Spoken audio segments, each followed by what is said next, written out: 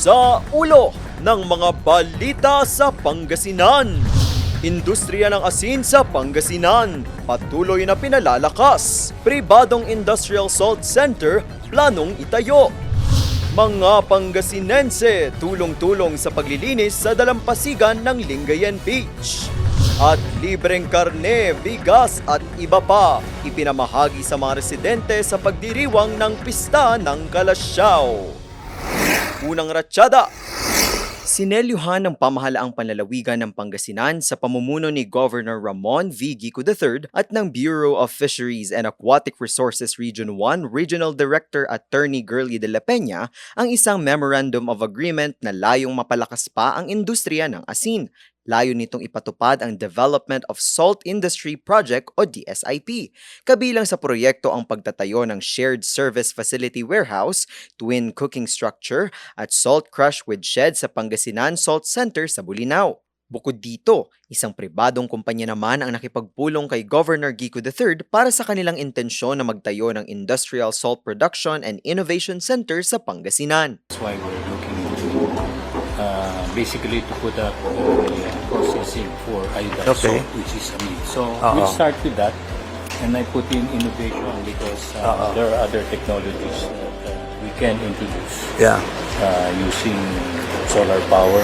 This is the second largest salt farm in the country. Open naman kami to lease out siguro a portion of this facility. Give us your proposal. So, we're open. Ngayon kasi kami lahat nagpapasweldo, kami lahat eh. We have to save the salt farmers eh. Kasi pag tumigil yan, wala silang kabuhayan, lang livelihood. Sakaling matuloy, malaki ang magiging ambag nito sa pagpapalakas pa ng industriya ng asin ng probinsya. Mas maraming trabaho at oportunidad din ang maibibigay nito sa mga Pangasinense.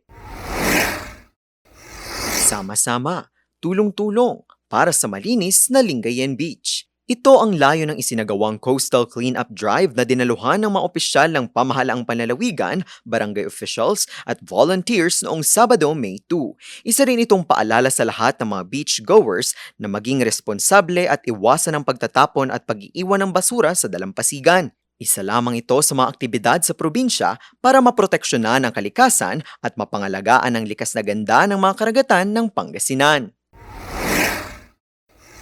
Maagang pumila sa covered court ang mga residente sa bayan ng Kalasyaw, dala ang kani-kanilang mga sako at bag. Isang community market kasi ang idinaos kasabay ng selebrasyon ng kanilang pista ngayong taon. Karne ng manok, baboy, isda, gulay, mga pampalasa at bigas ang ipinamahagi sa mga residente, partikular na sa mga tsuper, single parents, senior citizen at iba pa.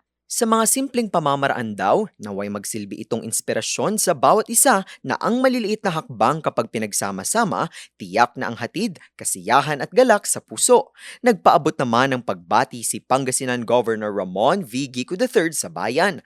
Naway magpatuloy raw ang pagkakaisa at pagtutulungan ng mga mamamayan para sa mas maunlad na komunidad.